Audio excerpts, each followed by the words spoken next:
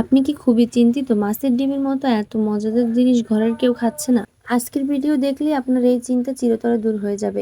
এই রেসিপিতে মাছের ডিম রান্না করলে ঘরের সবাই খেতে বাধ্য। চেহারা দেখেই সবাই বুঝে যাবে যে ডিমটা কতটা মজাদার হয়েছে।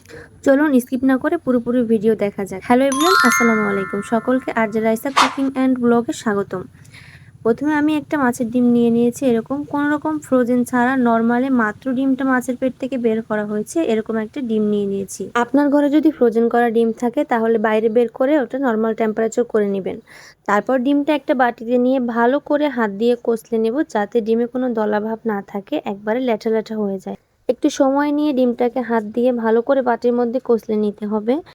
ডিমের যে আঠা আঠা ভাবটা থাকে যাতে ওটা একবারে ফিনিশ হয়ে যায়, এরকম করে ভালোভাবে কষলে নিতে হবে। যখন ডিমের মধ্যে আঠা ভাবটা দূর হয়ে যাবে, ডিম একটা থেকে আরেকটা ছেড়ে দিবে, তখন এর মধ্যে পানি দিয়ে আরো পাতলা পাতলা করে মেখে নিতে হবে। পানি দিয়ে ডিমটা হাতের সাহায্যে ভালো করে কষলে ঝোলঝোল করে নিতে হবে।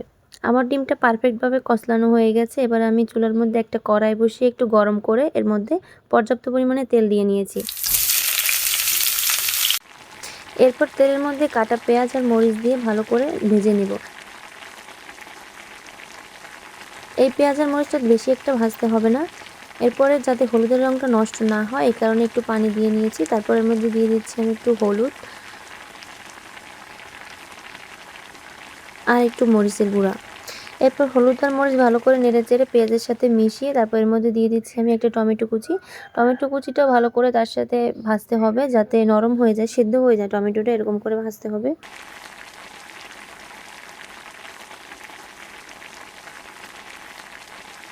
টমেটোটা ভাজা হয়ে গেলে, অর্থাৎ টমেটোটা সেদ্ধ হয়ে গেলে, এই পর্যায়ে আমি ডিমটা ঢেলে দিব।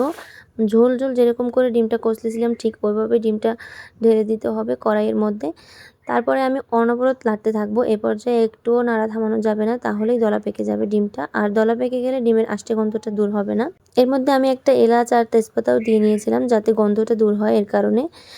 অনবরত নাড়তে থাকবেন, এখানে 1 মিনিটও বিরতি দেওয়া যাবে না, এটা হচ্ছে মূল। ভালো করে খেয়াল রাখতে হবে ডিমটা যাতে কোনোভাবে দলা পেকে না যায়, আর চুলার আঁচটা অবশ্যই মিডিয়াম লো আঁচ রাখতে হবে। এখন এই পর্যায়ে আমি এর মধ্যে দিয়ে দিচ্ছি 1 টেবিল চামচ ঘি।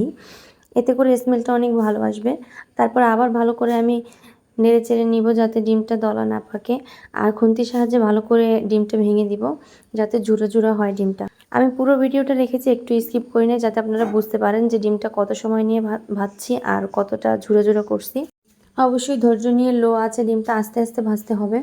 এতে করে ডিমটা দলা পাকবে না আর সুন্দর জুড়া হবে আর খেতে অনেক ভালো হবে। যদি আমার চ্যানেলটা সাবস্ক্রাইব না করে থাকেন তাহলে অবশ্যই আমার চ্যানেলটা সাবস্ক্রাইব করে দিবেন। দেখা হচ্ছে অন্য কোনো ভিডিওতে নতুন কোনো রেসিপি নিয়ে।